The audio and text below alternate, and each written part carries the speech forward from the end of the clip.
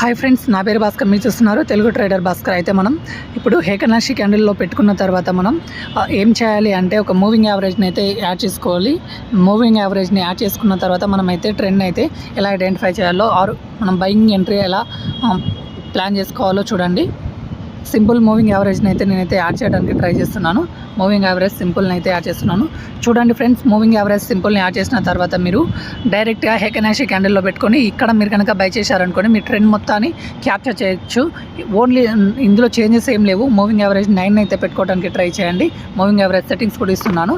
So candle stick వచ్చేసి ఇక్కడ మీరు 3 డాట్స్ పైన క్లిక్ చేసేసి ఇక్కడ మీకు చార్ట్ టైప్ అయిన క్యాండిల్స్ అయితే పెట్టుకోవడానికి ట్రై చేయండి. ఓకేనా, హేకనాషి పెట్టుకుంటే మీరు సరిపోతుంది. ఈ వీడియో మీకు నచ్చితే లైక్ చేయండి, షేర్ చేయండి, సబ్స్క్రైబ్ చేయండి ఫ్రెండ్స్. ఓకేనా, అదేవిధంగా మనది ఫ్రీ టెలిగ్రామ్ గ్రూప్ కూడా ఉంటుంది. ఆ గ్రూప్లో కూడా జాయిన్ అయిపోండి. మంచి మంచి కాల్స్ అయితే ఇస్తుంటాను. రెగ్యులర్స్ అయితే ఇవ్వలేనేమో, నా వీలుని బట్టి ఇస్తూ